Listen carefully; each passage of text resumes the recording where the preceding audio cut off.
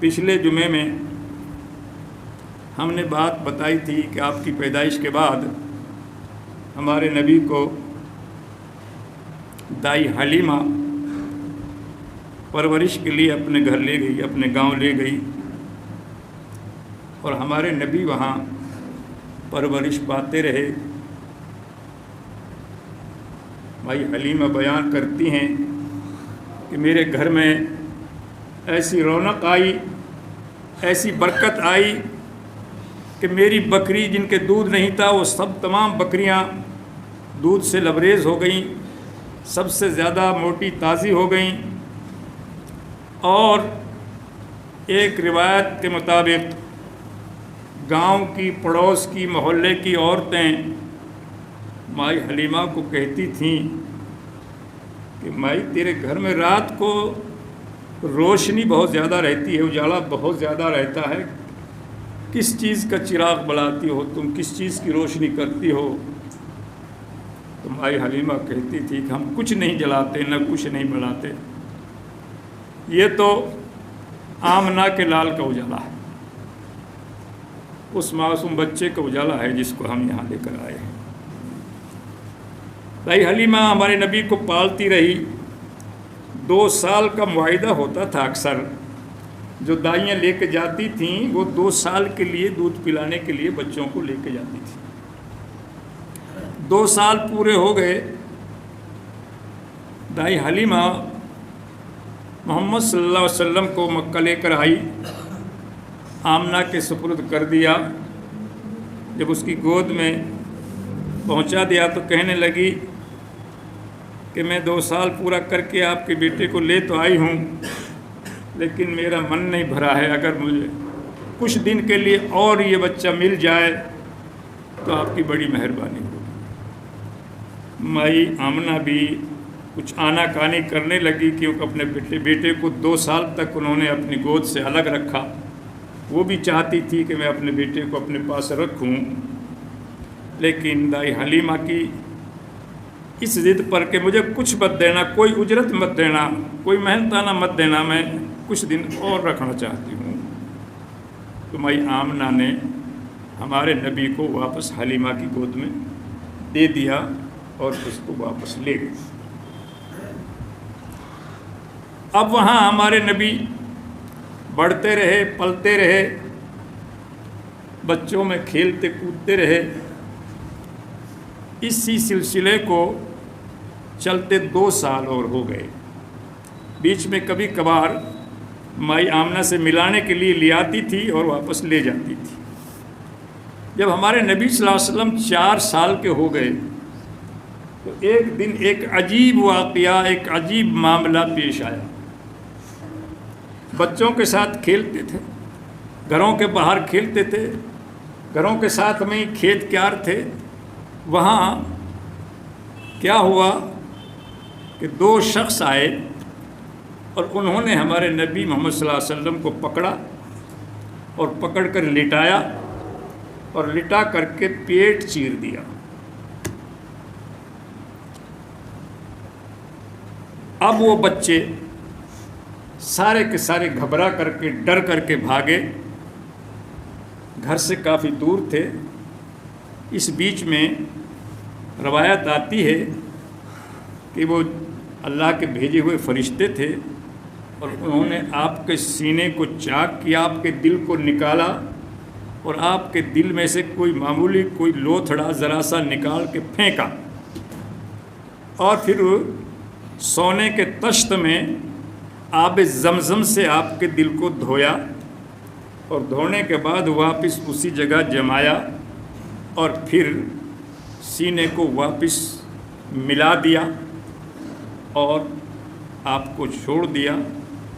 اتنی دیر میں ان بچوں نے جا کے مائی حلیمہ سے، اس کے بہن بھائیوں نے کہا، آپ کے رضائی بھائی حلیمہ کے بیٹے کا نام عبداللہ تھا اور ان کی بیٹی کا نام سیما تھا۔ دونوں بہن بھائی گھبرائے ہوئے گئے اپنے ماں کے پاس اور کہا کہ ہمارے بھائی کو مار دیا، ہمارا بھائی تو قتل ہو گیا، اس کو تو کسی نے 2 آدمی تھے انہوں نے مار دیا اس کو۔ وہ سارے کے سارے بھاگ کے گئے اور جا کر کے جب محمد صلی اللہ علیہ وسلم کو دیکھا تو ویسے تو آپ گھبرائے ہوئے تھے، چہرہ کچھ پھک پڑا ہوا تھا، ڈرے سہمے سے تھے، لیکن دیکھا کہ ٹھیک ہیں، بول رہے ہیں، بات کر رہے ہیں۔ بچوں سے پوچھا کہاں کیا ہوا تھا، کہا ان کے پیٹ کو چیر دیا تھا۔ پیٹ کو دیکھا گیا تو کٹ کے نشان، چیرے کے نشان آپ کے پیٹ پر موجود تھے، یعنی بچوں نے جھوٹ نہیں بولا تھا، انہوں نے سچ کہا تھا۔ یہ پہلا شق الصدر ہے، پہلی دفعہ ہمارے نبی کے سینے کو شق کیا گیا اور آب زمزم سے دھویا گیا۔ مائی حلیمہ گھبرا گئی اور رکھنا چاہتی تھی، وہ پتہ نہیں کب تک رکھتی، کب تک وہ اجازت لیتی کہ میرے پاس اور رہنے دو، لیکن وہ گھبرا گئی اور بہت باخوش باختہ ہو کر کے اس نے دوسرے ہی دن محمد صلی اللہ علیہ وسلم کو اٹھایا اور لے جا کر کے مکہ پہنچی اور مائی آمنہ کے حوالے کر دیا، اور یہ واقعہ بھی سنا دیا، یہ بات بھی بتا دی کہ یہ معاملہ ہوا ہے، اب میں محمد کو نہیں رکھ سکتی، اب مجھے ڈر لگتا ہے، اب میری کبھی امانت میں کوئی خیانت نہ ہو جائے۔ تو یہ 4 سال کی زندگی تو ہمارے نبی صلی اللہ علیہ وسلم کی دائی حلیمہ کی گود میں گزری۔ اب آ گئے اپنی ماں کے پاس، تو مائی آمنہ مکہ میں بیاہی تھی، مدینہ ان کا میکا تھا، مدینہ کی بیٹی تھی۔ آپ جب 6 سال کے ہو گئے تو مائی آمنہ کا من کرا کہ میں اپنے میکے میں جاؤں، مل کے آؤں اپنے پریوار سے، اور وہ اپنی ایک باندی کو ساتھ لے کر کے مدینہ گئی، مائی آمنہ۔ یہ باتیں ہمیں یاد ہونی چاہیے ہمارے نبی کے تعلق سے کہ ہمارا نبی کیسے تھے، اور اللہ تعالیٰ جس کو عزت دیتا ہے وہ ہر حال میں دیتا ہے، اور جس کو ذلیل کرتا ہے ہر حال میں ذلیل کرتا ہے۔ اب دیکھیے ہمارے نبی صلی اللہ علیہ وسلم کی پیدائش ہوئی، باپ نہیں ہے، جب آپ پیٹ میں تھے ماں کے اسی وقت ان کے باپ عبداللہ کا انتقال ہو گیا تھا، بغیر باپ کے یتیم پیدا ہوئے۔ 6 سال اپنی ماں کی گود میں ہیں، مدینے مل کر کے کچھ دن رہ کر کے مائی آمنہ ہمارے محبوب پیغمبر صلی اللہ علیہ وسلم کو گود میں لے کر مکہ کے لیے روانہ ہوئی۔ 400-450 کلومیٹر کا سفر ہے، پیدل کا سفر ہے، کتنے دن لگتے ہیں پہنچنے میں۔ راستے میں بیمار ہو گئی، کہاں حکیم تھے وہاں کہاں ڈاکٹر تھے، بہرحال بیماری زیادہ بڑھی اور مائی آمنہ کا راستے میں ابوا کے مقام پر انتقال ہو گیا۔ مائی آمنہ اللہ کو پیاری ہو گئی اور ہمارے نبی صلی اللہ علیہ وسلم ماں سے بھی اور باپ سے بھی یتیم ہو گئے۔ اب ان کی جو باندی تھی مائی آمنہ کی، اور کوئی ان کا بھائی ساتھ میں تھا، وہ ان کو لے کر کے مکہ پہنچے، اور مکہ جا کے دادا تھے ان کے زندہ، ہمارے نبی کے دادا عبد المطلب وہ زندہ تھے، اور تو کوئی تھا نہیں۔ چاچا تھے، چاچا تو کئی تھے، ابو طالب بھی، عباس بھی، حمزہ بھی، لیکن سب سے قریبی چاچا ابو طالب ہی تھے۔ بہرحال انہوں نے لے جا کر ان کے دادا عبد المطلب کے حوالے کیا کہ یہ آپ کا پوتا، آپ کی بہو کا انتقال ہو گیا ہے وہاں، ان کو وہاں ہم نے دفن کر دیا ہے، اور یہ آپ کا پوتا ہے، اس کو سنبھالیے۔ دادا عبد المطلب نے محمد صلی اللہ علیہ وسلم کی پرورش کی، بڑی اچھی طرح سے اس کو رکھا، لیکن جب آپ 8 سال کے ہوئے تو دادا کا بھی انتقال ہو گیا، دادا بھی چل گئے، اب وہ بھی نہیں رہے۔ لیکن ان کے دادا عبد المطلب جب بیمار ہوئے تو انہوں نے ابو طالب کو بلا کر کے وصیت کر دی تھی کہ دیکھو اس بچے کی نہ ماں ہے نہ باپ ہے، اور میں بھی اب موت کے کنارے ہوں، یہ تمہارے حوالے ہے، تم اس کو اچھی طرح سے رکھنا، اس کی دیکھ بھال کرنا، اس کی نگہداشت کرنا۔ ایک چیز اور بیچ میں ہوئی، اس عبد المطلب کا کوئی دوست تھا عیسائی راہب کہتے ہیں عالم کو، جو عیسائی جو عالم ہوتے ہیں، ہمارے تو کہتے ہیں مولوی، اور ان کے یہاں کہتے ہیں اس کو راہب۔ وہ راہب کی تعلقات تھے، وہ آتا جاتا تھا۔ اس نے محمد صلی اللہ علیہ وسلم کو وہاں دیکھا تو عبد المطلب سے اس نے یہ کہہ دیا تھا کہ یہ بچہ کون ہے؟ تو اس نے کہا یہ میرا بیٹا ہے، کہ میں نہیں مانتا۔ کیوں نہیں مانتے؟ میں اس لیے نہیں مانتا کہ اس بچے کو تو یتیم ہونا چاہیے۔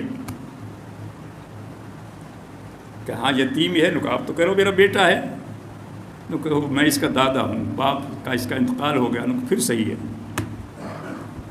یہ آگے چل کے نبی بنے گا۔ اس نے نشانیاں ان کے دیکھے، توبہ ان کے دیکھے، ان کے جو کتابوں میں انجیل میں پورے ہمارے نبی صلی اللہ علیہ وسلم کی نشانیاں لکھی ہوئی تھی، سب کچھ معلوم تھا، عیسائیوں کو بھی یہودیوں کو بھی، لیکن کم وقت ان سب چیزوں کے ہوتے ہوئے، ساری دلیلوں کے ہوتے ہوئے، پھر ان کی قسمت میں ایمان نہیں لکھا۔ تو اس بات سے عبد المطلب اور زیادہ گھبرا گئے۔ وہ یہ کہہ گئے تھے کہ ان کو کبھی بھی عیسائیوں کی طرف مت جانے دینا، کسی عیسائی ملک میں مت جانے دینا ان کو۔ بہرحال عبد المطلب کا انتقال ہو گیا، اور آپ صلی اللہ علیہ وسلم کو ابو طالب نے سنبھالا۔ انہوں نے پرورش کی، دیکھ بھال کی، بڑی ہمدردی کی، پوری زندگی پر ہمارے نبی کی ہمدردی کی۔ کفار مکہ نے جب آپ کا انکار کیا، آپ کے دشمن ہو گئے، تو وہ کافر ہوتے ہوئے بھی ہمارے نبی صلی اللہ علیہ وسلم کی حمایت میں ہر وقت کھڑے رہے کہ کس کی مجال ہے میرے بھتیجی کی طرف انگلی اٹھائے۔ ایک دفعہ 13 سال کی تقریباً عمر تھی ہمارے نبی صلی اللہ علیہ وسلم کی۔ ابو طالب تجارت کرتے تھے، دوسرے ملکوں میں مال لے جانا، بیچنا، لانا، خریدنا۔ ایک دفعہ ہمارے نبی صلی اللہ علیہ وسلم کو ملک شام کی طرف لے گئے۔ کئی لوگوں کا قافلہ تھا، کئی لوگ اکٹھے چلتے تھے۔ وہاں کوئی گرجا تھا عیسائیوں کا، جس میں مسافروں کے ٹھہرنے کا انتظام تھا، جس سے ہمارے یہاں کئی جگہ مسجد مدرسوں میں مسافروں کے رکنے کا ٹھہرنے کا اہتمام ہوتا ہے۔ وہاں انہوں نے جا کر کے پڑاؤ ڈالا۔ وہاں جب یہ رکے تو وہ جو عیسائی گرجے کا مالک تھا، جو راہب تھا، جو وہاں کا عالم تھا، وہ جب باہر کو نکلا، اس نے دیکھا کہ کتنے مہمان ہیں، ان کے کھانے وانے کے انتظام کروں۔ جب اس کی نظر ہمارے نبی صلی اللہ علیہ وسلم پر پڑی تو ایک بار حق کا بکا رہ گیا۔ وہ چونکا، اور چونکنے کے بعد اس نے کیا کیا کہ ہمارے نبی کا کمر سے کرتا ہٹایا۔ اس کو پورا یقین ہو گیا کہ اس کی شکل و صورت، اس کا مزاج، اس کا لہجہ، اس کا تاؤ بھاؤ تو وہی کہتا ہے جو نبی ہونے والا ہے۔ لیکن آخری جو نشانی تھی ثبوت کے لیے وہ یہ تھی کہ ہمارے نبی صلی اللہ علیہ وسلم کی کمر پر مہر نبوت تھی، ماس میں ہی مہر تھی۔ آپ کے گوشت میں ہی اللہ نے مہر پیدا کر کے بھیجا تھا، مہر تھی، نشانی تھی، یہ پکا ثبوت تھا۔ اس عیسائی راہب نے ابو طالب کو بلا کر کہا کہ یہ بچہ کس کا ہے؟ کہ یہ میرا ہے۔ کہ تیرا ہے؟ کہ ہاں۔ کہ نہیں، میں نہیں مانتا۔ اس نے بھی یہی بات کہی کہ یہ بچہ تو یتیم ہونا چاہیے، اس کے تو باپ نہیں ہونا چاہیے۔ کہ ہاں باپ تو نہیں، میں اس کا چچا ہے، تو میری رائے یہ ہے تو اس بچے کو واپس لے جا، اس بچے کو واپس لے جا، کیونکہ آگے عیسائیوں کے سارے عیسائیت پرست ہیں، اور کسی اور نے اس کو پہچان لیا، جان لیا، سمجھ لیا ہماری کتاب کے مطابق سارے راہب کہتے ہیں کہ وہ نبی پیدا ہو چکا ہے، یہ تو ہم سب مانتے ہیں، کیونکہ اس کے پیدا ہونے کی جو نشانیاں تھیں وہ ساری کی ساری پوری ہو گئی ہیں، اس لیے میں مانتا ہوں کہ یہ وہی نبی ہے، اور اس کو آپ لے جاؤ، ورنہ اس کو عیسائی لوگ مار دیں گے، اس کو قتل کر دیں گے۔ تو ابو طالب ہمارے نبی صلی اللہ علیہ وسلم کو لے کر کے واپس مکہ آ گئے۔ اب یہاں آپ رہتے رہے، کچھ روزگار نہیں تھا، تجارت میں لے جانے کے لیے ڈر گیا ابو طالب کا کہ اس کے تجارت کرائیں تو باہر آنا جانا اس کا ٹھیک نہیں ہے، یہ سارے راہب جو ہے یہ کہتے ہیں تو یہ مناسب نہیں۔ تو آپ صلی اللہ علیہ وسلم کو مکہ کے اندر ایک عورت تھی خدیجہ۔ خدیجہ بڑی مالدار عورت تھی، بڑا کاروبار تھا، تجارت بھی تھی اس کی، اس کے بھائی اس کی تجارت میں تعاون کرتے تھے، اور بکریاں کو ریوڑ تھا کافی بڑا۔ ابو طالب نے ہمارے نبی صلی اللہ علیہ وسلم کو اجرت پر، محنت پر، گواڑی پر خدیجہ کو دے دیا کہ خدیجہ کی بکریاں چرائے۔ ہمارے نبی صلی اللہ علیہ وسلم خدیجہ کی بکریاں چرانے لگے۔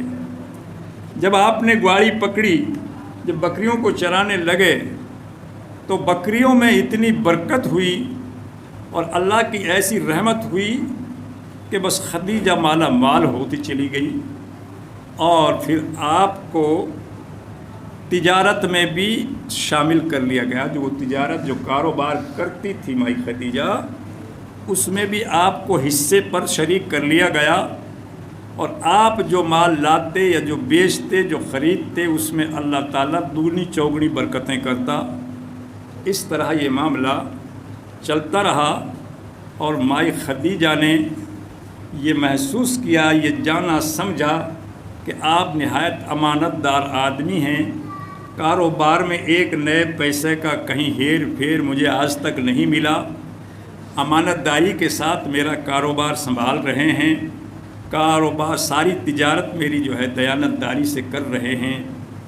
یہ بیوہ تھیں، مطلقہ تھی، اولاد بھی کوئی نہیں تھی۔ اس کی سمجھ میں ایک بات آئی کہ اگر محمد صلی اللہ علیہ وسلم مجھ سے شادی کرنے کے لیے راضی ہو جائیں تو میرا سارا مسئلہ حل ہو جائے، اور میری ساری تجارت سے میں بے فکر ہو جاؤں، ہر کام سے بے فکر ہو جاؤں، پھر سارا کام محمد صلی اللہ علیہ وسلم ہی سنبھال لیں گے۔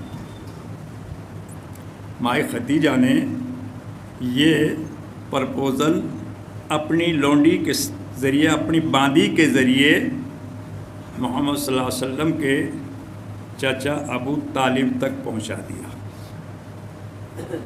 ابو طالب نے غور و خوض کیا، آگا پیچھا دیکھا، چونکہ خود کے پاس تو کوئی اتنی بڑی جائیداد نہیں تھی، لیکن حلیمہ بہت جائیداد والی تھی، وہ خدیجہ، مائی خدیجہ کے پاس اللہ کا دیا ہوا مال کافی تھا۔ تو ابو طالب نے بھی سوچا کہ تیرا مسئلہ بھی حل ہو جائے گا، تو بھی بے فکر ہو جائے گا محمد صلی اللہ علیہ وسلم سے، تجھے بھی یہ چنتا نہیں رہے گی کہ اس کے لیے کیا کرواؤں، کیا کام کرواؤں، کیا تجارت کرواؤں، کیا اس کی ذریعہ معاش کا کیا ہو۔ تو یہ سمجھ کر کے ابو طالب نے بھی ہاں کر دی، اور ہمارے نبی صلی اللہ علیہ وسلم کا 25 سال کی عمر میں، یہ اب تک 25 سال کے ہو گئے ہمارے نبی، باپ جب پیٹ میں تھے تب انتقال فرما گئے، ماں جب 6 سال کے تھے جب انتقال کر گئی، دادا جب یہ 8 سال کے تھے چل بسے، اور اب یہ 25 سال کے ہو گئے تو حضرت خدیجہ رضی اللہ تعالیٰ عنہا سے ان کا نکاح ہو گیا، شادی ہو گئی، اور یہ اپنی ازدواجی زندگی گزارنے لگے۔ اب 15 سال تو معاملہ خوب صحیح چلا، جب تک نبوت اللہ کی طرف سے نہیں ملی تھی۔ بڑے مشہور، امانت دار، ایماندار، دیانتدار، شریف النفس، اچھے اخلاق والے، پورے مکے میں یہ مشہور تھا کہ محمد صلی اللہ علیہ وسلم سے اچھا کوئی نوجوان نہ پیدا ہوا اور نہ کسی کی کوئی تاریخ ملتی ہے کوئی ایسا نیک جوان مکہ شریف میں پیدا ہوا ہو۔ ہر شخص یہی کہتا تھا، جو بعد میں آپ کے جانی دشمن بنے، ابو جہل بھی یہی کہتا تھا، ابو لہب بھی یہی کہتا تھا، ابو سفیان بھی یہی کہتا تھا کہ محمد صلی اللہ علیہ وسلم سے اچھا کوئی بچہ مکہ کے اندر پیدا ہی نہیں ہوا۔ اتنا شریف النفس، اتنا دیانتدار، اتنا ایماندار، اتنے اچھے اخلاق کا کوئی بچہ ہم نے اس زمین پر دیکھا ہی نہیں۔ اب اللہ کے نبی صلی اللہ علیہ وسلم نے مائی خدیجہ کے ساتھ زندگی گزارنی شروع کی۔ آپ کے اولادیں بھی ہوئیں، بیٹے بھی ہوئے، بیٹیاں بھی ہوئی۔ بیٹا آپ کا کوئی زندہ نہیں رہا، بچپن میں ہی سب انتقال کر گئے۔ بیٹی البتہ فاطمہ، زینب وغیرہ، یہ ام کلثوم، یہ حیات رہیں، ان کی بیاہ شادیاں بھی ہوئی، اور اللہ کے نبی صلی اللہ علیہ وسلم مائی خدیجہ کے ساتھ رہتے رہے، بکریاں بھی چراتے رہے، تجارت بھی کرتے رہے، اور اس درمیان میں نبوت نہیں ملی ہے، لیکن بتوں سے، خانہ کعبوں کے بتوں سے نفرت قدرتی پیدا ہو گئی۔ حالانکہ سارا مکہ ان کی عبادت کرتا تھا، سارا مکہ ان بتوں کو پوجتا تھا، سارا کنبہ پریوار ان کا جو ہے عبادت کرتا تھا، لیکن محمد صلی اللہ علیہ وسلم کو ان سے قدرتی نفرت ہو گئی، اور آپ پہاڑ میں، گپاؤں میں، غاروں میں جا کر کے اللہ کی عبادت کرتے، اور تین دن تک گھر نہیں آتے۔ غار ہرا کو بعد میں تو آپ نے غار ہرا، جو پہاڑ کی چوٹی پر ایک غار ہے، وہاں تو آپ نے ٹھکانہ ہی بنا لیا، وہاں جاتے اور کئی دن تک وہاں رہتے، اور پھر 2 دن میں 4 دن میں اتر کر غار سے پھر آتے مکہ سے تقریباً 4-5 کلومیٹر کے مسافت پر وہ غار ہوگا، اور چڑھائی بھی اس کی بہت ہے، لیکن بس اللہ اکنت میں، یکسوئی میں، تنہائی میں اللہ کی عبادت کے عادی بن گئے، اور وہیں پر ہمارے نبی صلی اللہ علیہ وسلم کو پہلی وحی، نبوت کا پہلا پرچہ، نبوت کا پہلا پروانہ اچانک آپ کو اس طرح ملا کہ حضرت جبرائیل علیہ السلام تشریف لائے، آپ غار میں عبادت میں مشغول تھے، آپ کے پاس آ کر کے ایسے پکڑا، جھنجھوڑا اور زور سے کہا، اقرا، پڑھ۔ ہمارے نبی پڑھے ہوئے تو تھے ہی نہیں، کبھی نہ الف با پڑھی، نہ کچھ پڑھنا جانتے ہی نہیں تھے۔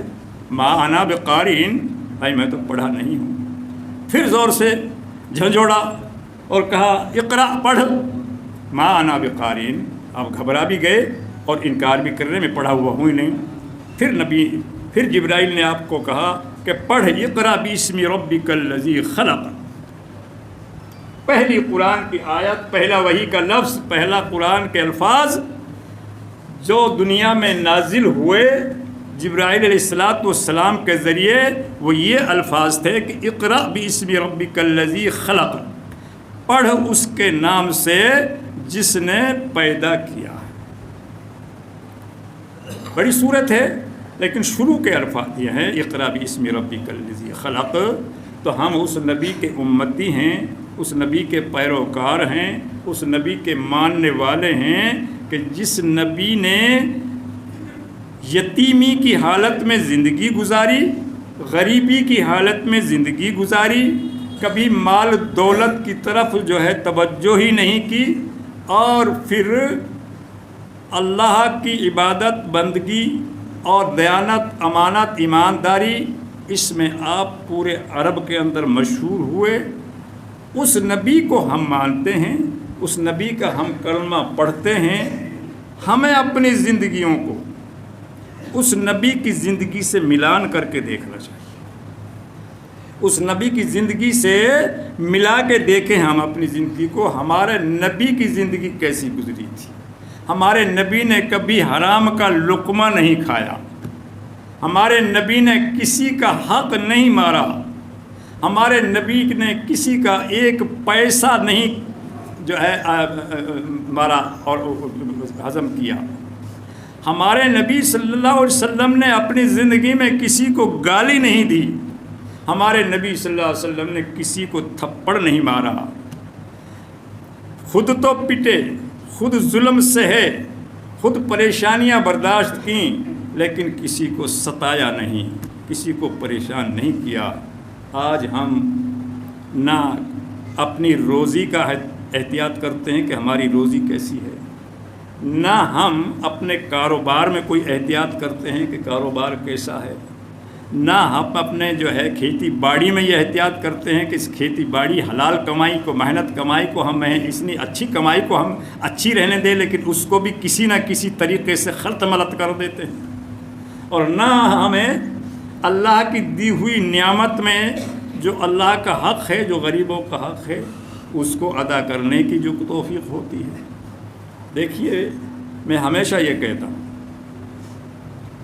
روزی حرام کھاؤ گے، دماغ میں حرام چیزیں پنپیں گی، بری باتیں پنپیں گی، برے وسوسے پیدا ہوں گے، برائیوں کی طرف دل اپنے آپ رجحان کرے گا، آپ کا دل چاہے گا کہ میں یہ برائی کر لوں، یہ گناہ کر لوں۔ حلال روزی کھاؤ گے، اپنے آپ بری چیزوں سے نفرت ہو جائے گی، برائیوں کی طرف دل چلنا بند ہو جائے گا۔ یہ تمام چیزیں حلال اور حرام کے اوپر جو ہے نربھر کرتی ہیں۔ حرام روزی سے آپ نے اگر بلڈنگ بھی بنا لی، کوٹھی بھی بنا لی، تو یقین رکھو آپ کو سکون نہیں ملے گا، جو دل کا سکون ہے وہ حاصل نہیں ہوگا۔ اگر حلال روزی سے آپ نے ایک جھونپڑی تانی ہے نا، کچا چھپر بنایا ہے، اس میں بھی آپ کو وہ سکون ملے گا، وہ آرام ملے گا کہ آپ کا دل مطمئن رہے گا۔